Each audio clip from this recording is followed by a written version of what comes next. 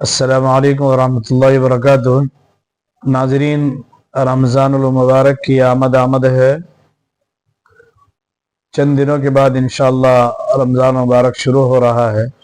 میں چاہتا ہوں کہ رمضان مبارک کے تعلق سے دو چار باتیں آپ کے سامنے عرض کر دی جائے۔ میں اس کو دو حصوں میں عرض کرنا چاہتا ہوں۔ پہلے حصے میں رمضان مبارک کی فضیلت، اور دوسرے حصے میں رمضان المبارک کے اندر کیے جانے والے کاموں پر اللہ تبارک و تعالی کتنا اجر عطا فرماتے ہیں۔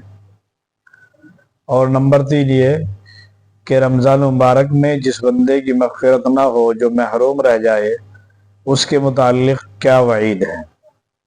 تو پہلی کے متعلق سنیے گا کہ رمضان مبارک کی فضیلت یہ کسی اچھے خاصے آدمی سے مخفی نہیں ہے کہ رمضان مبارک عظمتوں والا مہینہ ہے، فضیلت والا مہینہ ہے۔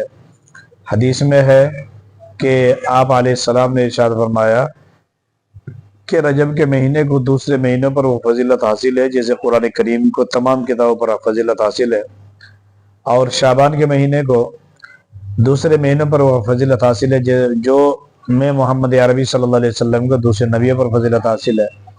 اور فرمایا رمضان مبارک کو دوسرے مہینوں پر وہ فضیلت حاصل ہے جو اللہ تبارک و تعالیٰ کو اپنی تمام مخلوقات پر ہے، جیسے اللہ کے برابر کوئی نہیں ہو سکتا، اسی طرح رمضان مبارک کے برابر عظمتوں اور فضیلتوں میں کوئی نہیں ہو سکتا۔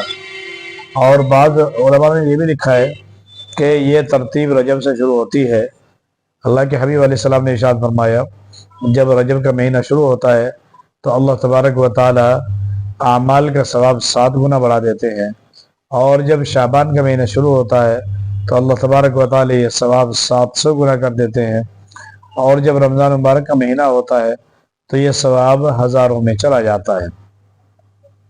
اور ناظرین، یہ بات یقیناً ہے، اور بعض علماء نے یہ بھی لکھا ہے کہ رجب کا مہینہ بیج ڈالنے کا مہینہ ہے، اور شعبان کا مہینہ یہ پانی دینے کا مہینہ ہے، اور رمضان کا مہینہ یہ پھل کاٹنے کا مہینہ ہے۔ تو ناظرین، جہاں تک تعلق ہے رمضان مبارک کی فضیلت کی، رمضان مبارک کی فضیلت اتنی عظیم ہے کہ اگر اس کے اوپر ذکر کیا جائے تو کئی گھنٹے لگ جائیں گے۔ اسی پر میں اپنی بات کو بس کرتا ہوں۔ دوسری قسط میں انشاءاللہ بتاؤں گا کہ رمضان مبارک کے اندر کیے جانے والے اعمال سے انسان کو کیا ملتا ہے، اور یہ عبادتیں جن کو ہم سستی میں چھوڑ دیتے ہیں، آج جسم تھکا ہوا ہے، آج ہم 8 رکعت پڑھیں گے، 4 پڑھیں گے، تو ہم اس سے اپنا کتنا بڑا نقصان کر رہے ہیں ناظرین۔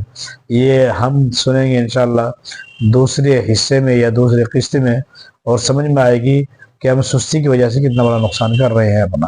السلام علیکم ورحمۃ اللہ۔